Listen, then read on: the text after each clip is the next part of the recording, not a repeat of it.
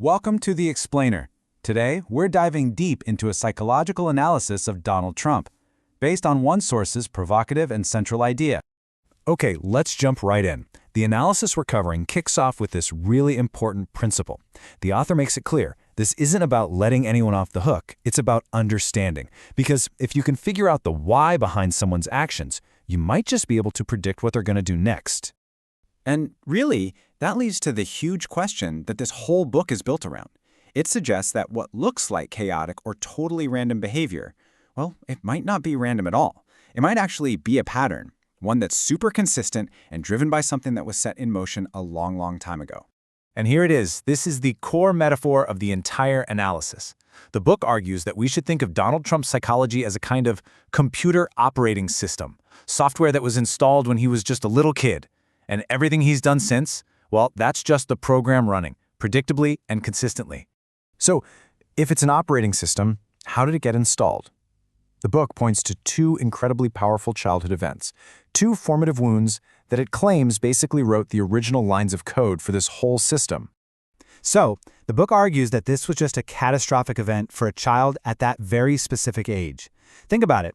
At 2.5, you're just starting to figure out the world, and then suddenly your main source of comfort and safety just vanishes. For a little kid, that creates this deep preverbal wound of abandonment. It basically teaches you that the world is a dangerous place where you can be left all alone in an instant. And the analysis really stresses that it wasn't just his mother's absence that was a problem. It was the combination of her absence with his father's presence. So on one side, you've got this complete void of warmth and emotional support, and on the other, you have this constant, intense pressure from a father who demanded a kind of brutal strength and had zero patience for any sign of weakness. So, the author's point is this. These early experiences essentially hardwired what psychologists call a dismissive avoidant attachment style.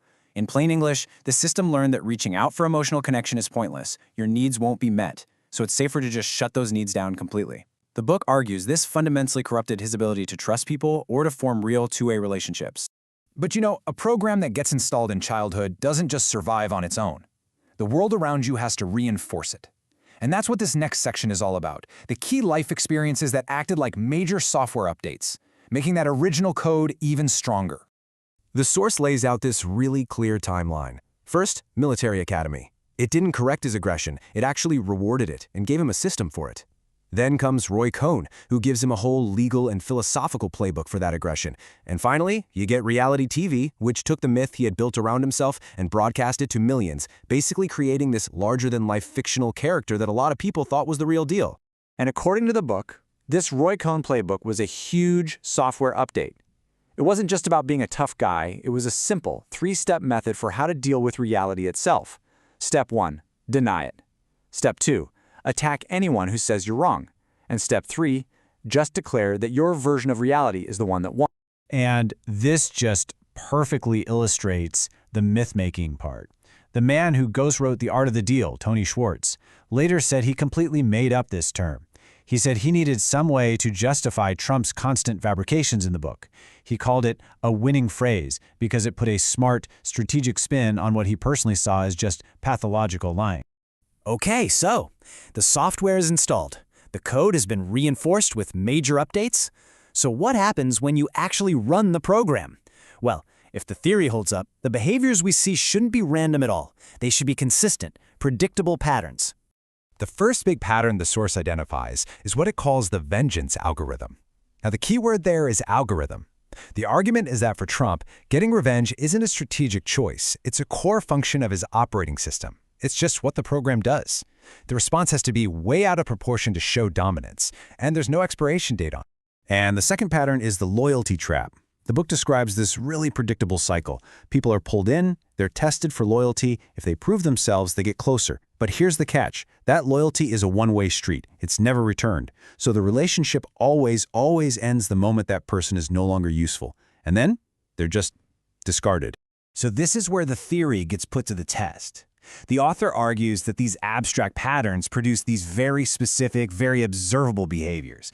You've got denying reality, like with the crowd sizes. You've got the vengeance algorithm running against his critics. You've got the loyalty trap in action, demanding total devotion, and then later discarding allies.